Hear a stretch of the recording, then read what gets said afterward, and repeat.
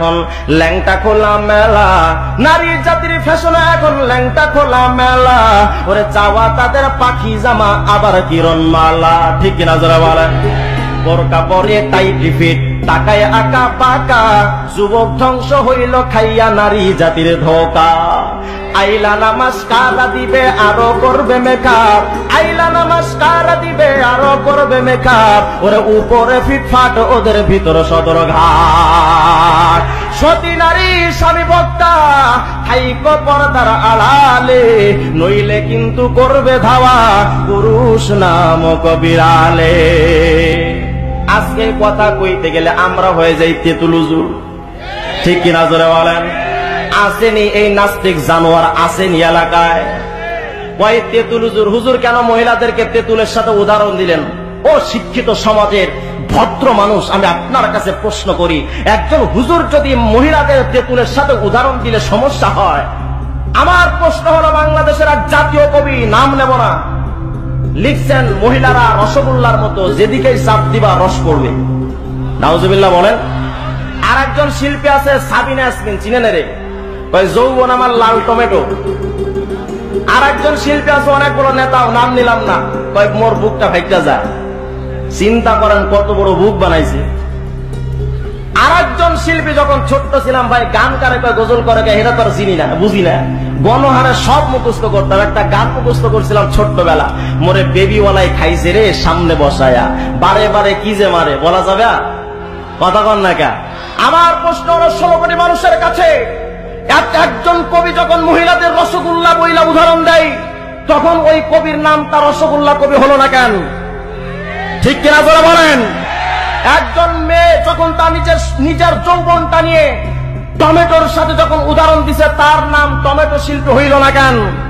আমার প্রশ্ন হলো 16 কোটি মানুষের কাছে, একজন মানুষ যদি তারা তাদের সতীত্ব নিয়ে, মহিলাদের নিয়ে বিশ্রী ভাষায় যদি গালাগাল করতে পারে, তাদের নামে যদি কোনো প্রকার কটু কথা না হয়, আমার দেশের টপ তারকা বুজুর্গ, টপ তারকা আলেম, যুগশ্রেষ্ঠ শাইখুল হাদিস, উস্তাদুল আসাতিজা, বাংলার সমস্ত ওলামায়ে কেরামের তাজ, আমাদের কলিজার টুকরা শাহ আহমদ শরীফ যখন মহিলাদের তেঁতুল দেহ উদাহরণ দেয়, কিছু কিছু নাস্তিক বেঈমানদের মাথা খারাপ হলো কেন? ভার্সিটির স্টুডেন্ট পিস্তল হাতে শিক্ষাঙ্গনে করে নেতাগিরি, তাদের নাম যদি হয় সোনার ছেলে, মাদ্রাসার ভদ্র ছেলে কেন জঙ্গি? ঠিক না? সামনে বসায়া বেবি বলা, নরম জায়গায় নাকি বেরেকে মারে, জি এমন গানে যদি বাহবা পায়, তেঁতুল বললে কেন মাথা ঘোরে? ঠিক না? আসলে ওরা মুসলিম নামে নাস্তিকতা মূল ঠিকানা, জন্মে ওদের ভেজালে ভরা। এখন সবাই বাবা আমরা ছুটতেছি শুধু নারীর পিছনে, নারী ছাড়া কোনো কাম নাই, সব নারীর পিছনে ছুটতেছি। আমাদের কপালটা কত খারাপ রে বাবা। জাপান আবিষ্কার করেছে টয়োটা কার, ইন্ডিয়া আবিষ্কার করছে টাটা কার, পাকিস্তান আবিষ্কার করেছে রাজাকার, আর আমরা বাঙালিরা আবিষ্কার করলাম 2টা লেডিস সরকার। মনে রাখবেন 3টা জিনিসের উপরে বিশ্বাস করা যায় না। নদীর পাশে বাড়ি, কোনো বিশ্বাস নাই, যে কোনো সময় নদীর ভাঙনে চলে যায়। আর একটা জিনিসে বিশ্বাস করা যায় না, ব্রেক ছাড়া গাড়ি। বিশ্বাস আছে কোনো? নদীর পাশে বাড়ির প্রতি কোনো বিশ্বাস নাই, ব্রেক ছাড়া গাড়িতে কোনো বিশ্বাস নাই। আর এক শ্রেণীর মানুষের প্রতি বিশ্বাস করবা না, সেই মানুষ বাংলাদেশে বাবা তারা যারা বেপরদা নারী। আজকে আমরা শান্তি তালাশ করতেছি অবৈধ পন্থায়। মনে রাখবেন বাবা, যে নেতারে তুমি ভোট দিতেছো, আর এই নেতা আল্লাহর সাথে ওয়াদা করেছিলেন, আল্লাহ তুমি আমাদের রব, তুমি ছাড়া কোন রব না।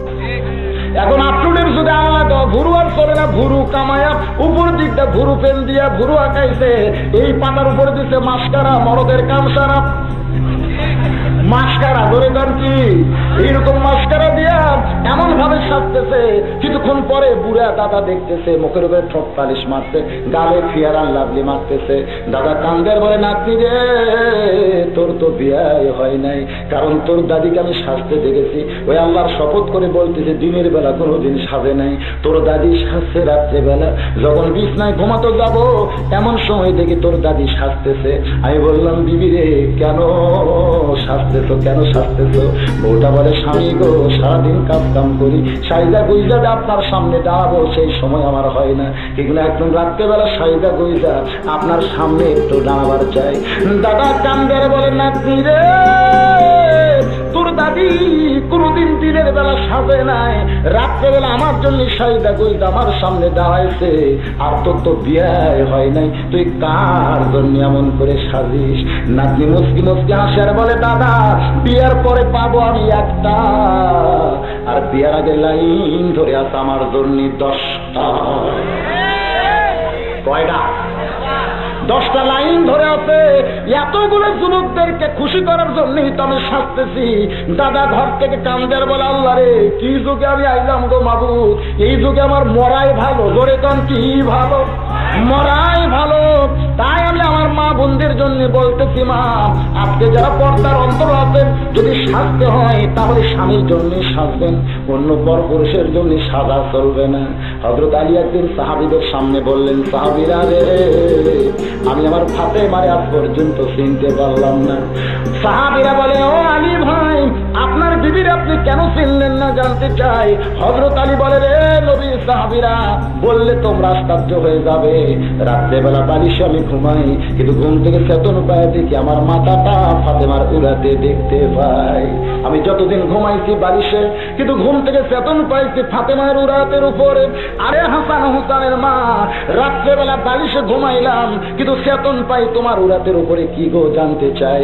আমার বিবি মুস্কি মুস্কি হাসার বলে, স্বামী গো আপনি যখন বালিশে মাথা দিয়া ঘুমান সঙ্গে সঙ্গে বালিশের উপরে আমার রাগ হয়ে যায়।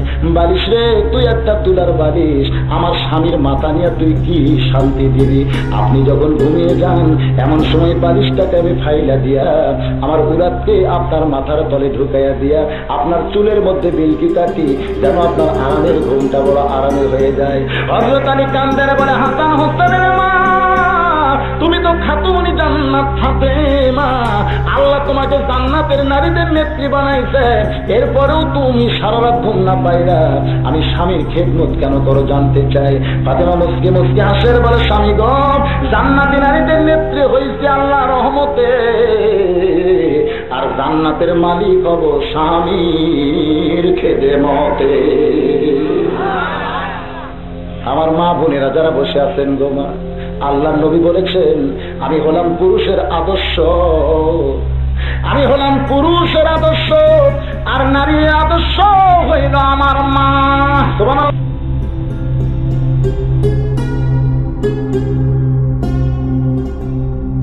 বলে ডাকে নাই, সব সময় নবী তারে মা বলে ডাকছেন। জোরে কোন কি বলে ডাকছেন? আমি এইবার হজ করতে গিয়া এই জিনিসটাই আমার জীবনে প্রমাণ পাইছি ভাই।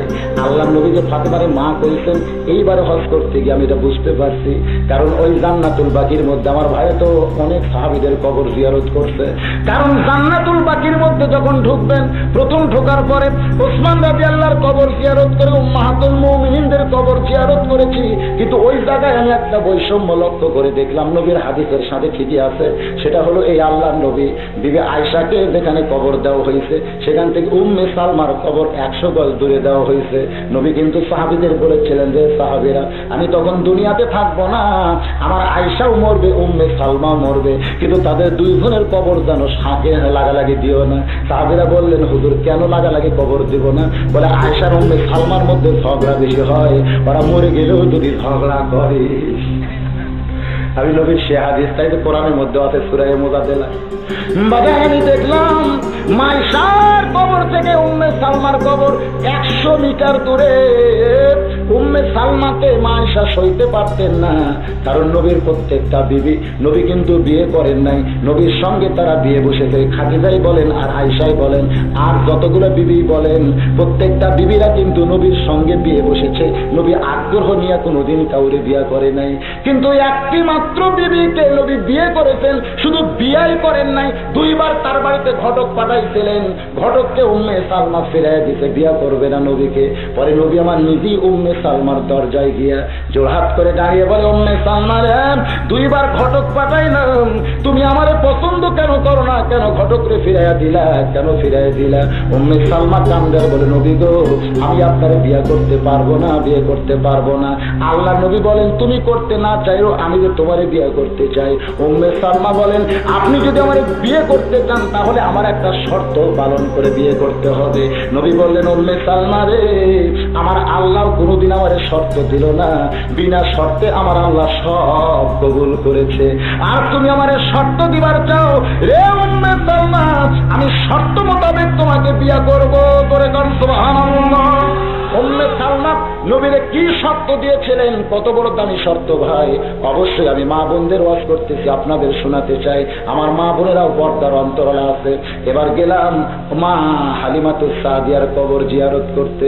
হালিমাতুস সাদিয়ার কবর জিয়ারতের ফাঁকে একটা কবর আছে, সেই কবরটা হলো হযরত হাসান রাদিয়াল্লাহর কবর। জান্নাতের 2টা যুবক সর্দারের, একটা সর্দার ঘুম পাড়তে